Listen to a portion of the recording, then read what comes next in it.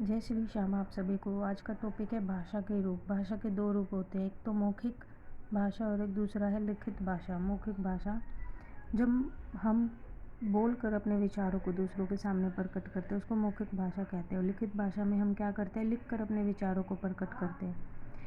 और लिखित भाषा है वो लिपि के द्वारा प्रकट होती है। और हिंदी भाषा की लिपि क्या है, देवनागरी। इसके अलावा हम एक और भाषा यूज़ करते हैं, साइन लैंग्वेज, सांकेतिक भाषा, जो हम हैंड जेस्चर से बताते हैं कि भाई क्या है। कुछ विशेष परिस्थितियों में हम अपने विचारों को प्रकट करते हैं कुछ संकेतों के द्वारा, जैसे हाथ दिखाकर किसी को रुकने को कहना या फिर किसी की तारीफ़ करना, थम्स अप करना, थम्स डाउन करना, इस तरह के सांकेतिक भाषा कहलाते हैं। व्याकरण में सांकेतिक भाषा का अध्ययन नहीं किया जाता।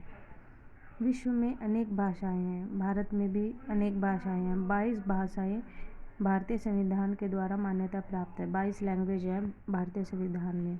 हिंदी, कश्मीरी, डोगरी, उर्दू, पंजाबी, असमिया, बांग्ला, ओडिया, मराठी, गुजराती, तमिल, तेलुगु, कन्नड़, मलयालम, संस्कृत, सिंधी, नेपाली, कोंकणी, मैथिली, संथाली, मणिपुरी, बोडो। ये होती है हमारी 22 लैंग्वेज। अब आते हैं मातृभाषा पे। मातृ का मतलब क्या है, माँ। माँ और परिवार से जो हम भाषा सीखते हैं, चाहे वो कोई भी भाषा हो, उसे मातृभाषा कहते हैं। हिंदी भाषी परिवार में जन्मे बालक जैसे हिंदी भाषा बोलते हैं। तमिल या तेलुगु में जो जन्मे होते हैं वो तमिल तेलुगु बोलते हैं। ये हमारी क्या होती है, मातृभाषा होती है।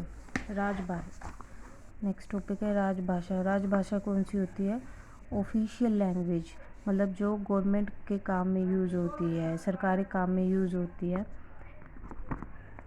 14 सितंबर 1949 को संविधान में राजभाषा को हिंदी मिली, अर्थात सरकारी कामकाज में हिंदी को स्वीकृति दी गई राजभाषा के लिए। इसलिए 14 सितंबर को हम हिंदी दिवस भी मनाते हैं। राष्ट्रभाषा जो पूरे देश में बोली जाती है, मोस्ट ऑफ दी जो राज्य हैं भारत के, उन सब में जो बोली जाती है वो होती है राष्ट्रभाषा।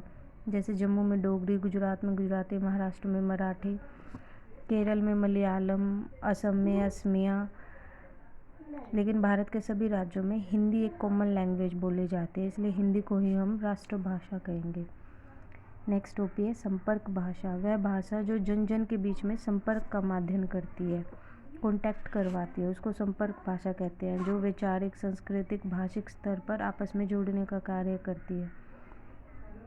भारत में भूमिका हिंदी निभाती। भारत में तो हिंदी इम्पोर्टेंट है। भारतीय अलग अलग होते हुए भी हिंदी के माध्यम से एक दूसरे को समझ सकते हैं। जैसे उत्तर भारतीय से दक्षिण पूर्वी या पश्चिमी भारतीय हिंदी में ही बात करते हैं। वो अपने लैंग्वेज में बात करेंगे तो किसी को कुछ समझ नहीं आएगा। जैसे गुजरात में गुजराती बोली जाती है और महाराष्ट्र में मराठी बोली जाती है, लेकिन वो जब आपस में कॉन्टैक्ट करते हैं तो गुजराती और मराठी से नहीं, हिंदी से कॉन्टैक्ट करते हैं। चलो बाय बाय दोस्तों, जय श्री श्याम। नेक्स्ट टॉपिक कल करेंगे।